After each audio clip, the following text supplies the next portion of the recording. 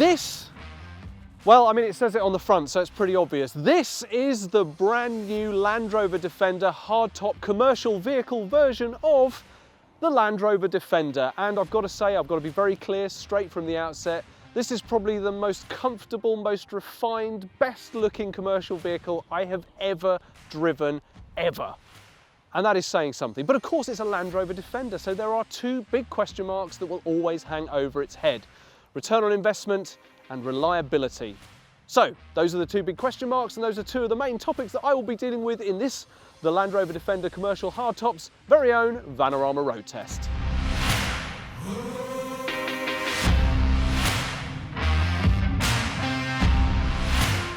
Now, before we get started, I'd just like to say that I sincerely hope you enjoy this video, and if you do, don't forget to like it and subscribe to the channel and click that bell to get notified whenever we post new content like this or Mark's car reviews or anything else that we decide to do. The Land Rover Defender hardtop commercial, quite apart from having one of the longest names that I've ever had to remember when I'm reviewing a vehicle, has a lot going for it. I mean, there's something to be said for that feeling when you get behind the wheel of a brand new Land Rover. There's refinement, there's comfort, there's that sort of blend of modern and kind of days of yore when it comes to these kind of big, beautiful vehicles. And I mean, that is something that really needs to be doubled down on. This is a commercial vehicle, but it doesn't look like one. It looks like a Land Rover Defender, and they look really good. If you want to turn heads, which is what, incidentally, I'm doing all the way through this drive, every time I see a car coming towards me, someone is staring at me through the front of that windscreen. And it might just be because it's a big vehicle, but more likely it's because I'm driving in a Land Rover Defender that is painted in heritage blue, white, with bright white wheels, and it just looks awesome. Because, after all, don't we all want to look awesome? Of course it's good looking. It's a Land Rover Defender. I mean, it says it right here. It's throwing a gauntlet down. If you're going to be part of the Land Rover crew, you are going to look fantastic. If you can imagine yourself sitting in the front of this with this enormous bonnet, this checkerboard on both sides, the Defender name tattooed across the front of it, you are sitting in the front of something that is a cut above, for want of a better phrase. I mean, just look at the contrast between the classic Land Rover blue and that kind of brushed aluminium effect they put down there. It really sets off the front of the vehicle. And just look at the headlights, the way they're recessed into the front of the vehicle. They look like they've been carved into granite. But the good looks don't stop at the front. They don't stop with this fantastic windscreen, this fantastic bonnet, this fantastic front end. They continue on the side too. So come with me and have a look. I mean, just look at it. From the side, it looks even more classic. It's got the white side at the top here on the hardtop. It's got the classic blue. It's got the white alloy wheels, and to be fair, they are a little bit muddy, but would the alloys have looked right on the side of a Land Rover Defender if they weren't muddy? I mean, this is an all-wheel drive vehicle. Of course it's going to get dirty, and you are going to want to take it out places. I mean, we're literally standing next to puddles, and all I can think of is how good this vehicle is going to look going through it. Anyway, the door mirrors are wonderful kind of shiny black plastic, but you've got your indicators on the side, and you've got, as you can see here, one of those little cameras that creates that composite 360 image that is just a little hint to how far the Land Rover Defender has come. And it doesn't stop at this side either, so let's head round to the back so I can show you what's going on there. Because at the back is the iconic spare wheel mounted on the back of the Defender. I mean, this just completes the look. The new lights are incredibly cool, but this little bit of heritage that is still so reliably maintained just sets it off. It's the icing on the cake, it's the cherry on top. I mean, this vehicle just looks so good, right? But it's not all about looks. This vehicle has some substance too. And that's probably because underneath the bonnet of this vehicle is the thing that Land Rover are probably best known for: powerful engines and powerful drivetrains. Under the bonnet of the Land Rover Defender hardtop commercial, you're going to find 3 different flavours of the same 3-litre turbo diesel engine, and it is absolutely massive, absolutely powerful, and is what gives you that 4x4 all-wheel drive power. I mean, I'm pretty sure there's going to be very few surfaces or inclines that a vehicle of this type won't be able to handle. And doesn't that just go hand in hand with it being a tough, rough, durable commercial vehicle? And let's face it, when you sit behind the wheel of a vehicle like this that is all-wheel drive capable, and we all know what that means, you do start to think when you're going to get to try out some of the, how do I say it, benefits.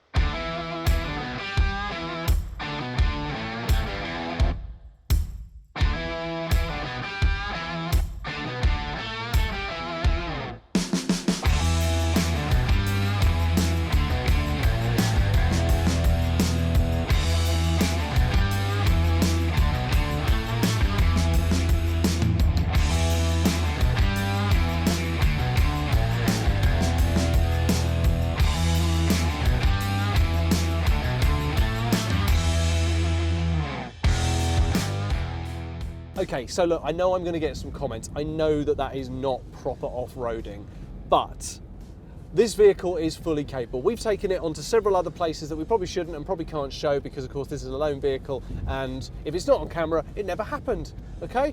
So I can tell you that this vehicle is very capable. I mean, look, my drive at home is really steep. I mean, really steep.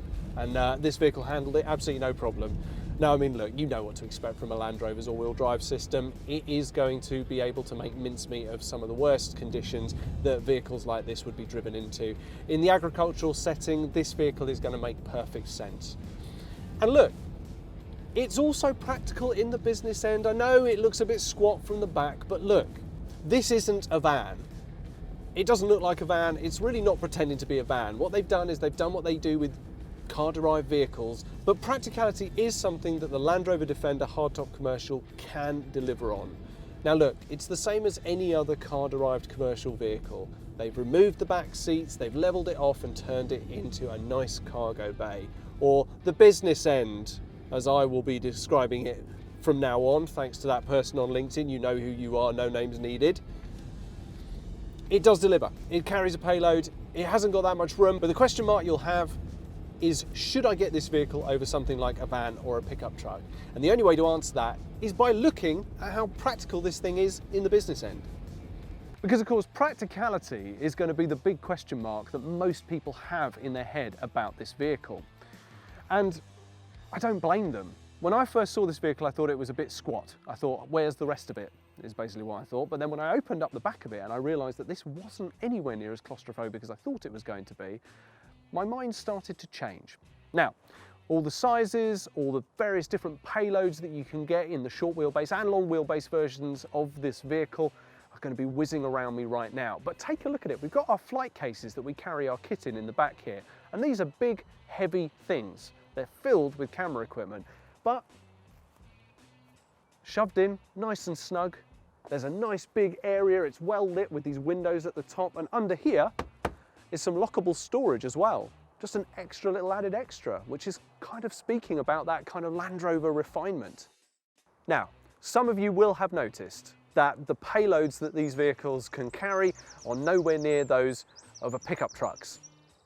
That is going to be a cause for some concern. I know it, but I mean, just look at this vehicle and then you're going to have to make your mind up. So as you can see, it's not a pickup truck. I mean, to be a pickup truck and be classed as a commercial vehicle, you have to be able to hold over 1,000 kilograms.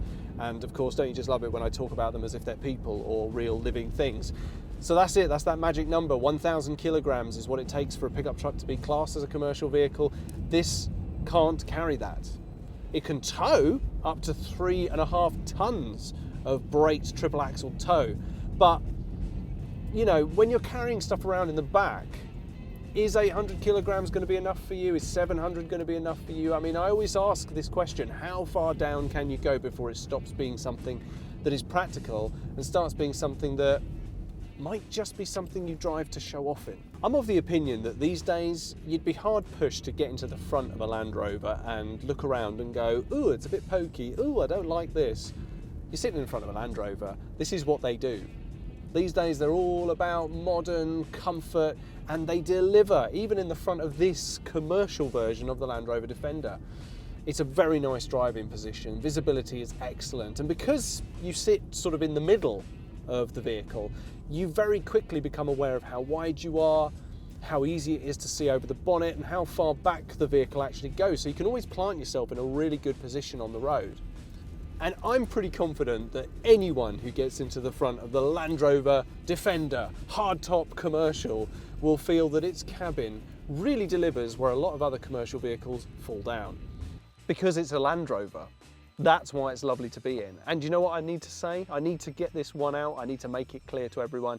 Nowhere is the blend between heritage Land Rover and modern Land Rover more obvious than in the front of this vehicle. Because, I mean, you've got these heavy-duty bolts lining the side of the door, which kind of hark back to that kind of utilitarian phase in the late 80s and early 90s. And then you've got suede. And then you've got a touch screen. And on your dashboard instrumentation display, you've got half hard and half digital readouts for your speedo and your rev counter. It's just modern meets heritage, and they've done it really well.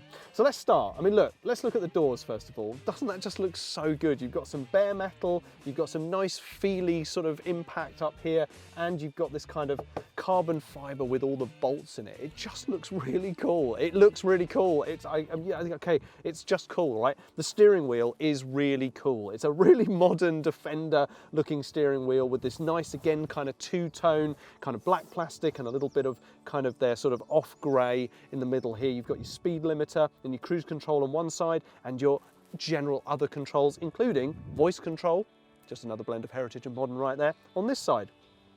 Your stalks have that kind of Land Rover refinement as well. They're black plastic with chrome trim, because why not?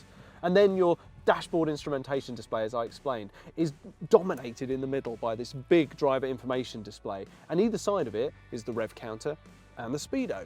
So far, so normal. But what I really love about it and what you're going to see on that close-up is that basically the middle sections of both of those dials, they can't be hard because it's a square driver information display screen. So basically you've got the digital versions of them on the inside and then bleeding into the hard versions. Again, modern meets heritage. It's just so cool. The dashboard and everything in front of the windscreen is really nice and very clean as well. It's got this kind of, again, this nice kind of impact sort of material up here, framed by suede with vents, and it just kind of harks back to those old days when you would literally open a hatch on the front of the vehicle to get some air in there.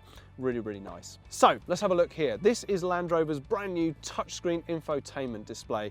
It's a little fiddly to use, I've got to say, but once you get the hang of it, it's very easy. You've got all sorts of stuff going on here. You can look at navigation information, your media information, and your wheel info is all accessible here. And you can even set it up with various apps, including Android Auto and Apple CarPlay, so that you can mirror your phone straight onto this screen here. Also, the other thing you're going to notice in this vehicle, and believe me, one of the first things that myself and Toby noticed, was just how many connections there are. There are sockets galore in this vehicle. To the left of the touchscreen, you've got a USB socket hidden under a little flap, because who doesn't love a little flap? Down here, you've got a 12-volt socket hidden under another little flap. Next to that, a standard USB. Next to that one, a USB-C connection. Does it stop there, Tom, I hear you say? No, it doesn't stop because there's other surfaces that these things could be on. On the back of this, which is your armrest and actually a jump seat as well, which I'll show you in a minute, you've got one 12-volt socket, another 12-volt socket, and two USB sockets as well. So there are multiple places that you can plug your phone in to make use of this touchscreen right here. It's absolutely phenomenal. Moving down, you've got obviously some hard controls for climate control, because this is a utilitarian vehicle and the last thing you want to be doing is fiddling with a touchscreen when you could just grab hold of a nice big knob, because you've got all sorts of buttons down here, including your climate control, temperatures right here, you've got fan directions, where the thing's going, you've got traction control over here as well. You've also got your main power switch, which turns on your screen off and on, and you've also got your gear stick right here, and right next to that is the start-stop button, which is very nice and easy to use. So let's get onto this sort of central console thing here. Two very nice cup holders with, oh God, it's got rubberized edges, brilliant. Behind the cup holders, you've got this sort of indentation here. I'm not really sure what it's for. Answers on a postcard or in the comments below, please. Then you've got all those sockets I pointed out, and okay, yeah, I'm gonna reveal it. Very useful is a jump seat between the driver and the passenger seat with its own seat belt, and it even has its own seatbelt indicator, because Toby and I found that if you push down really hard, the vehicle goes, there's someone sitting on it, you know, where's the seatbelt not in? But you know, very safe, and I think that's really nice. They better be a small person, because the little bit where they put their feet is very much raised up. So this would be perfect for your kid or something like that to sit in the middle. Awesome. Although my parents did say never call children kids, because kids are baby goats and children aren't baby goats, they're real people like you and me.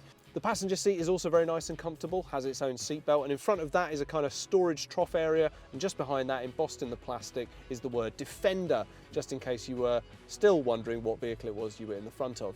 Storage in the vehicle is kind of minimal, but then I didn't really expect it to be massive. The doors have some storage in them, which is quite nice to see. As I said, there's this little bit of storage up here, and the glove box could be bigger, but hey, it is what it is. There's a nice little area up here which they've stashed the locking wheel nuts in. Rubberized bottoms, yes, rubberized bottoms on these bits over here. And this little one over here, I got to say, is the perfect place for you to put your keyless entry fob right there. Very easy, very practical, and because it's rubberized, it's not going to go anywhere. So there you go. As you can see, a fantastic blend between heritage and utilitarian and modern, all kind of mashed together in this very nice, very comfortable cabin. I really like it. I wish more interiors of commercial vehicles kind of look like this. So, how do we finish this one? Well, I mean, the Land Rover Defender hardtop commercial is a bit of an odd one. If you need a van, then you're going to get a van. And if you need a pickup truck, you're going to get a pickup truck. But somewhere in the middle, there is a sweet spot. There is a sweet spot between massive payloads, like the ones that you know that the PSA Group vans can carry, and the functionality and accessibility of a pickup truck that makes it a good family vehicle. Now, there are short wheelbase versions and long wheelbase versions, and in the longer wheelbase versions you can have some more seats in it if you want. But then the question is begging, why bother doing that and having this as a commercial vehicle when you could have anything else? Well, because some people out there have a taste for the finer things in life. The Land Rover Defender hardtop commercial is that presentation for you. If you like those finer things in life, and if you like to spend that little bit extra and drive around in something that surely will turn heads and make you look like the absolute Mac Daddy on any building site that you ever turn up to, this is the kind of vehicle that you should be driving. And that is it. There's nothing more to say on the matter.